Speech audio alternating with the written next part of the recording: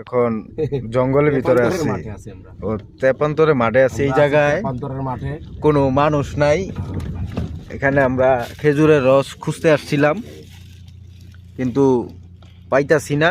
এই যে অন্ধকার, চতুর্পাশে শুধু এখানে শুধু জিনের আড্ডা আছে। ডাইনে টানে বামে টানে সমুদ্র টানে নদীতে টানে লাইভে যাইতেছি বাইরের মধ্যে লাইভে যাইতেছি। যদি একটু আপনাদেরকে একটু দেখাই, দেখেন কিছু দেখা যায় না। জিন থাবা মারবো বলে ভিতরে দেখবেন। গাইস আসলে এই জায়গাটা খুবই ভয়ঙ্কর, আপনারা আবার ভয় পায় না।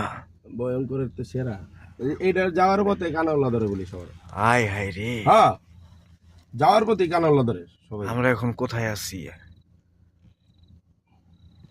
আমি ঘুমাইলাম। এই ভাই ঘুমায়েন না কিন্তু, জিনাইবো একটু পরে, জিনাইবো কিন্তু। এই যে গাড়ি পিছনে টানলে আল্লাহ গাইস, বুঝতেছেন ব্যাপারটা? কেমন এক জায়গায় আছি, গাড়ি পিছনে যাইতাছে, সামনে যাইতাছে, আমরা কিন্তু কোথাও কিছু কোনো কিছু করতে পারতাছি না। আছে। হ্যাঁ, এগুলো কে করতেছে? কামড় দিবনি, হ্যাঁ জিন কামড়ানি শোক। গাইস, আমরা কিন্তু জিন ধরা রোজা নিয়ে আইছি সাথে। ঘুমাই এই যে রোজা ঘুমাইতেছে সামনে,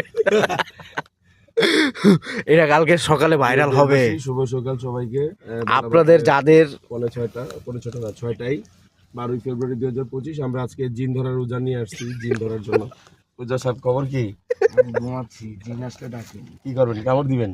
একবার কামড়াই দিন। আচ্ছা, জিন কামড়ানোর জন্য জিনের রোজা রেডি আছে। আমাদের সাথে আরো কিছু মন্ত্র পাঠক আছে, আমিও আছি।